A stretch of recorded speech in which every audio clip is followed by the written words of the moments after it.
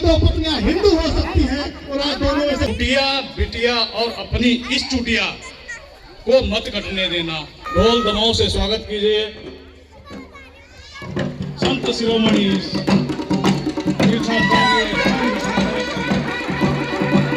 बोले भारत माता की, बोले भारत कि जहाँ हिंदू की बात हो वहाँ हिंदू के कान बंद है और जहाँ हिंदू पर अत्याचार हो वहाँ हिंदू की आंख बंद है। उनका नाम दीपक कुमार कश्यप है। अब आप बताइए कि दीपक तो मोहम्मद बन सकता है, लेकिन क्या कभी कोई मोहम्मद राम बन सकता है? और अगर आप ऐसा नहीं चाहते हैं तो खुल करके विरोध कीजिए। आप जागे हुए हो लेकिन जानबूझ करके सोए हुए हो। रुक जाओ, 10, 15, 20 साल रुक जाओ, नए टेंट लगा पाओगे, नए हिंदू सम्मेलन कर पाओगे। जब सलमान खान जो इस देश के नौजवानों का आइडियल है, जब सलमान खान की मां सुशीला रजक हो सकती है, जब शाहरुख खान की पत्नी गोरी छितर हो सकती है, क्यों नहीं कह सकते? क्यों? आपको भी, हम भी, आप मोहम्मद दीपक हो। तो संदेश क्या है? संदेश ये है बिना किसी भेदभाव के एक साथ एक मंच पर आओ। ये देश हमारा है। बहुत लंबे संघर्षों के बाद आज प्रदेश में और देशों में हमारी सत्ता है। हमने एक रहोगे तो, अरे तो योगी जी का नारा है, जोर से लगाओ, एक रहोगे तो सेफ रहोगे। अब दिल थाम के बैठिए। अब मैं जिन्हें बुलाने जा रहा हूँ, जिनके सानिध्य में हमें मौका मिल रहा है, बार बार उनके दर्शन नहीं होते, तो ऐसी हस्ती परम पूज्य महंत राम विलास दास जी महाराज जी, उन्हें बुलाना चाहूँगा कि उनकी ओजमय वाणी हमें सिंचित कर सके। और बहुत बढ़ चुका भारत, टुकड़े कई कई बार हुए, सुनो इस देश को और अधिक मत बढ़ने देना। चुटिया बिटिया और अपनी इस चुटिया को मत कटने देना, अपनी इस चुटिया को मत कटने देना। बोलिए सनातन धर्म की। ढोल दमाओं से स्वागत कीजिए संत शिरोमणि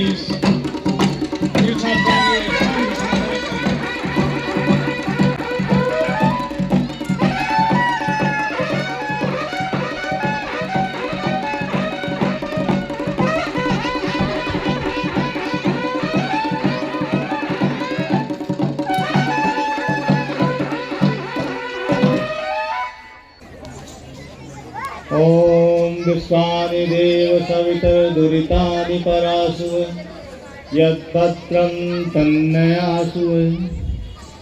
मेरे साथ आप सब लोग नारे लगाएंगे। बोले भारत माता की, बोले भारत माता की। आज ये परम सौभाग्य का दिन है कि आपके इस बालावाला क्षेत्र में राष्ट्रीय स्वयंसेवक संघ के 100 वर्ष की साधना पूर्ण होने के उपलक्ष्य में हिंदू सनातन समिति के द्वारा ये विराट हिंदू सम्मेलन का आयोजन किया जा रहा है। सबसे पहले हिंदू सनातन समिति के समस्त कार्यकर्ताओं को, उसमें प्रत्यक्ष अप्रत्यक्ष रूप से भाग लेने वाले स्वयंसेवकों को, नागरिकों को बहुत बहुत इस सफल कार्यक्रम के लिए बधाई एवं धन्यवाद।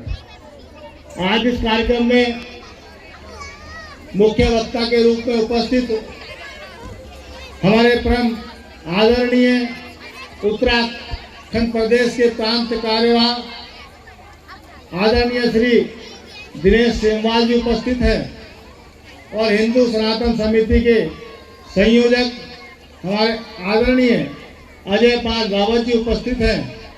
सम्मानित मंच पर सभी वर्ग और समुदायों के वरिष्ठ नागरिकगण उपस्थित हैं।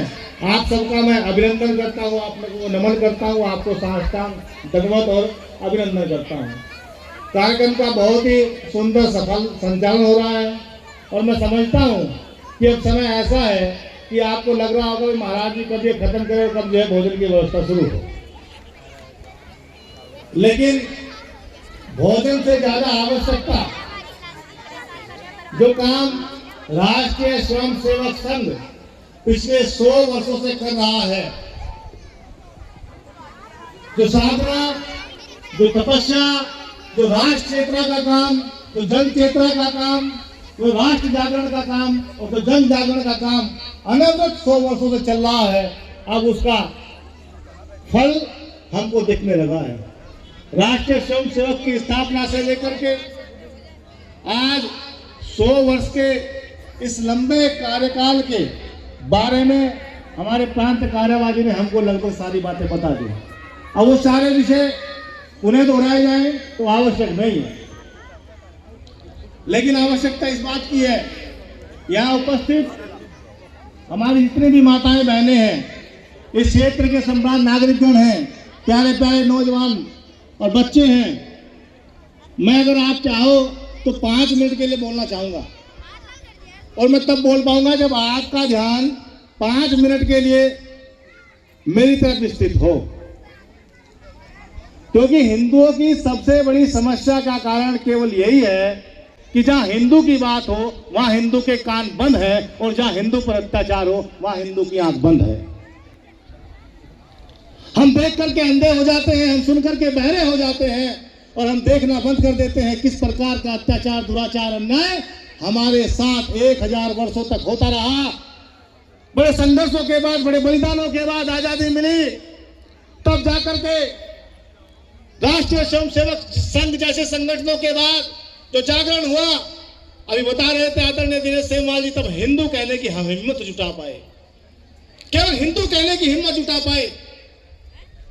अभी भी बहुत सारे सेकुलर हमारे बीच में हैं, उन्हें अपने आप को हिंदू कहने में शर्म आती है। अभी बहुत सारी बात मन से हुई और एक हालिया उदाहरण अब आपके सामने है, हाल ही का उदाहरण है। हमारे बहुत सारे नौजवान हमारी बहन बेटियों की रक्षा के लिए, गाय माता की रक्षा के लिए, उत्तराखंड के पहाड़ की अस्मिता के लिए दिन रात लड़ रहे हैं, संघर्ष कर रहे हैं और वो हमारे सनातन धर्म की रक्षा के लिए मरने मिटने को तैयार है।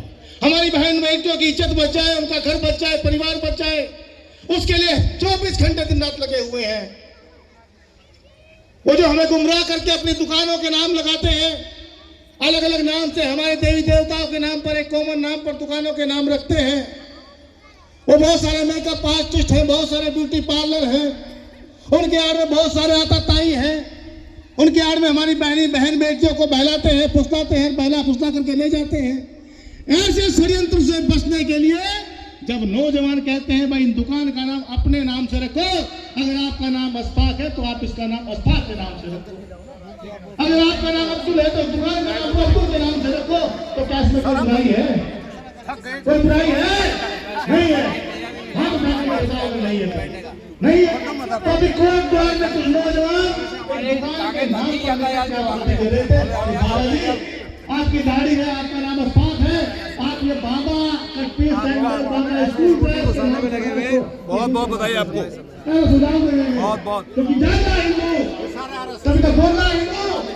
और जब वो ये बात कहने गए तो वहां खड़े हुए हमारे ही कैसे भाई ने कहा कि आप कौन हो?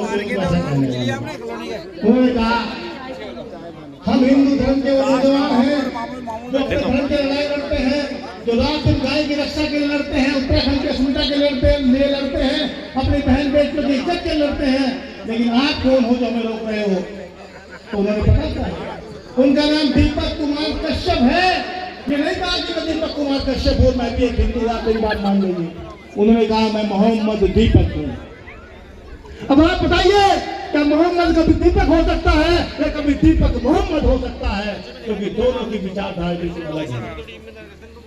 एक विचारधारा है जो दयालुता सिखाती है, जो करुणा सिखाती है, जो भाईचारा प्रेम सिखाती है, सद्भाव सिखाती है, आपस में मिलजुल करके रहना सिखाती है।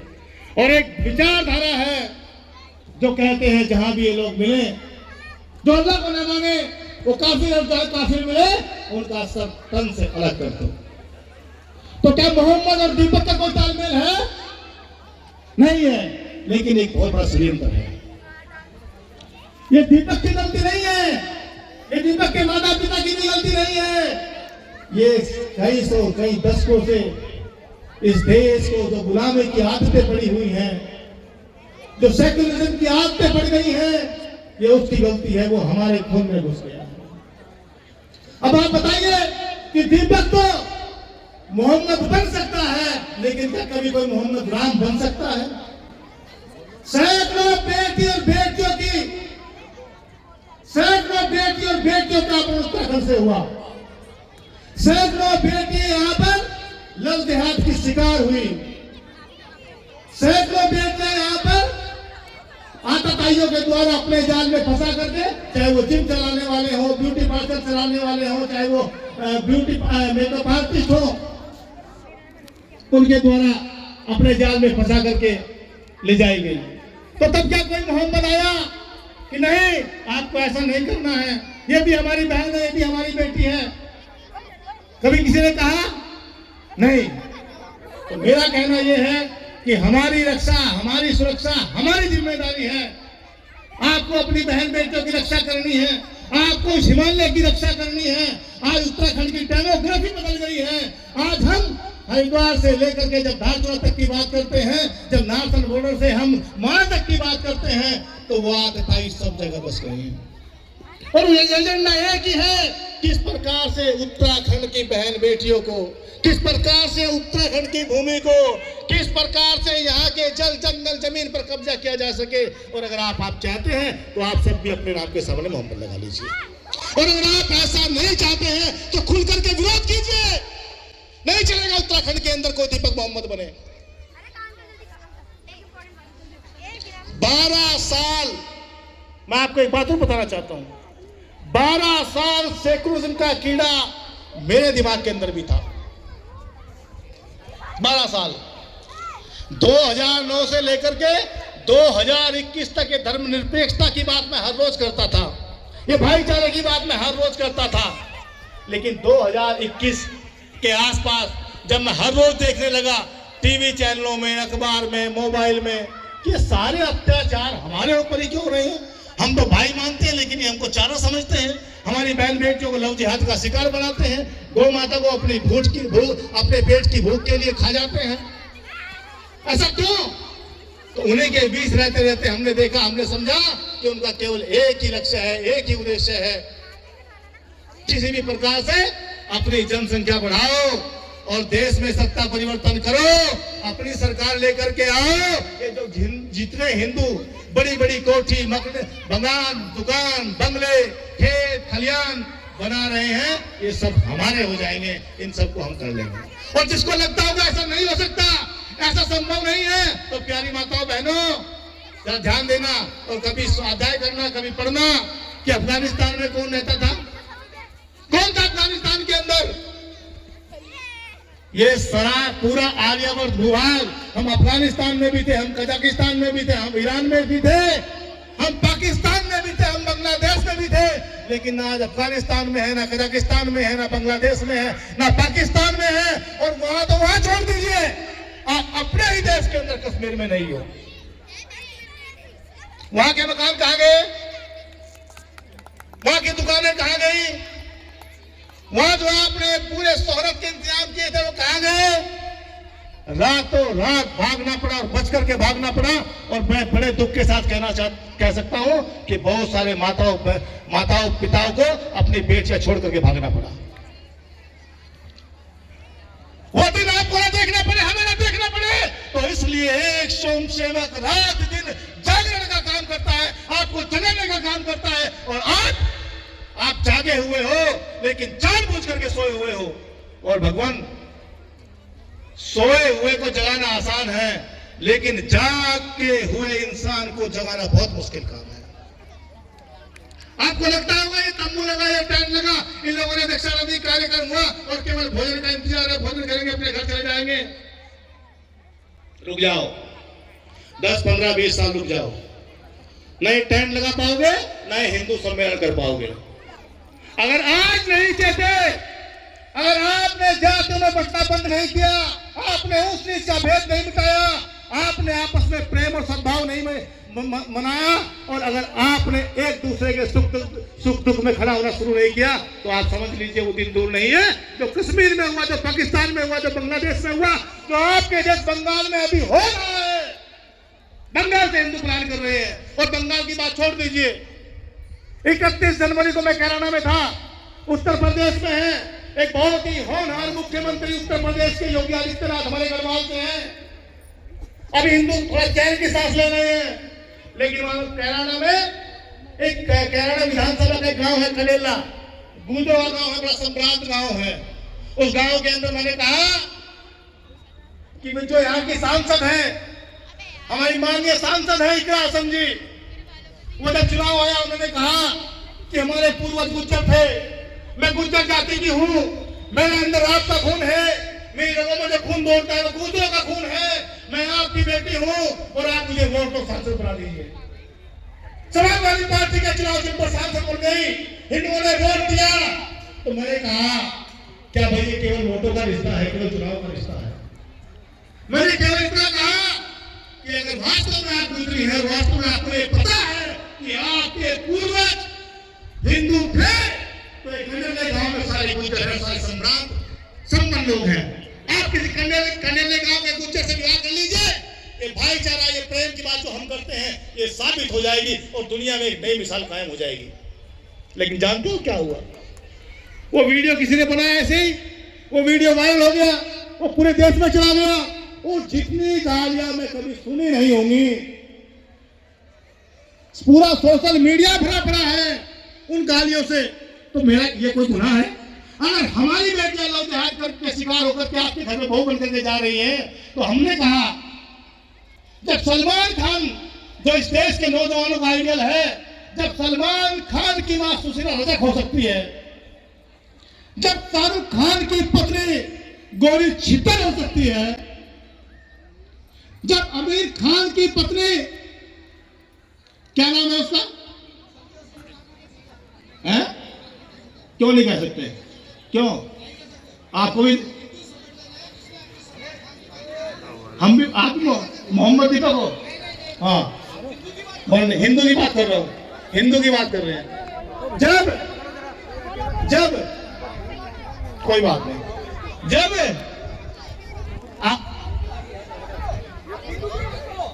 आमिर खान की पत्नी का नाम है रीना दत्ता, दूसरी पत्नी का नाम है किरण राव, जब आमिर खान की दो पत्नियां हिंदू हो सकती हैं और आज दोनों में से कोई साथ नहीं है, जब जहीर इकबाल की पत्नी सोनाक्षी सिन्हा हो सकती है,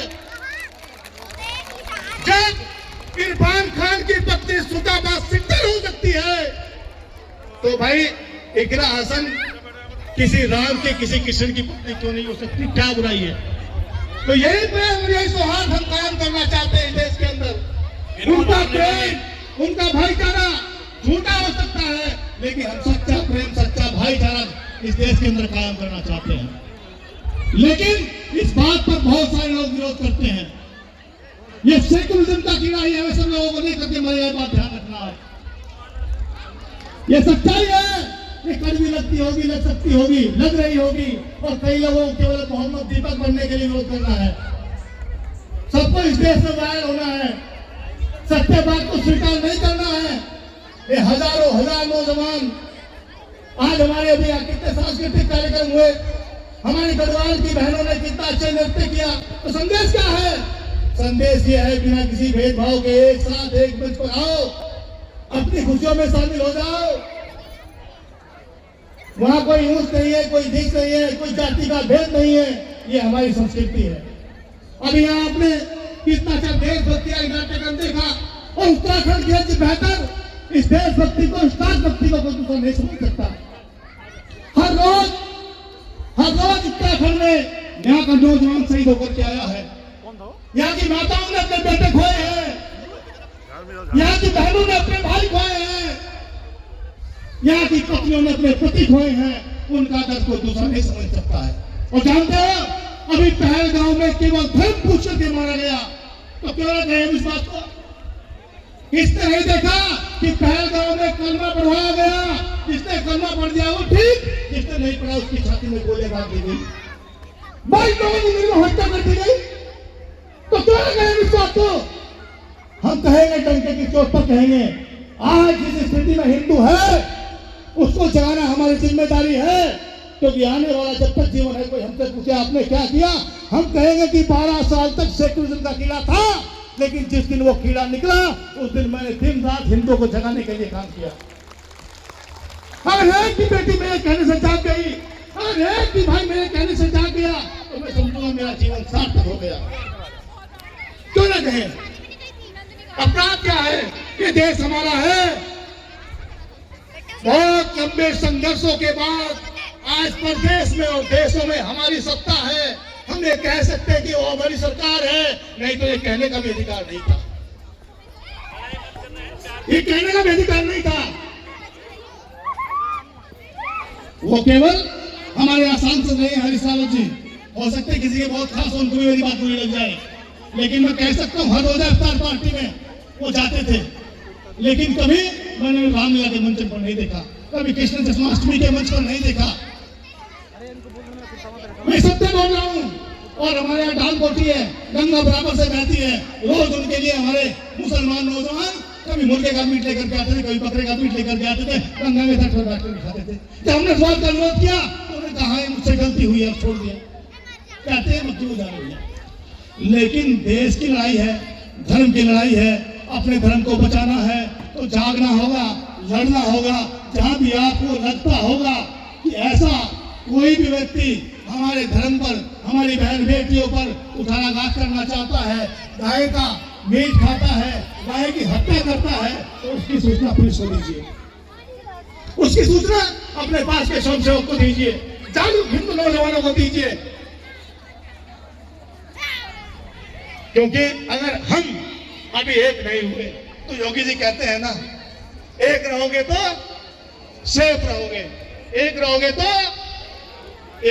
तो अरे तो योगी जी का नारा है, जोर से लगाओ, एक रहोगे तो सेफ रहोगे, बटोगे तो बटोगे, बटोगे तो बटोगे। और सुनो, आप क्या है, घटोगे तो उनका काम तो निरंतर जारी है।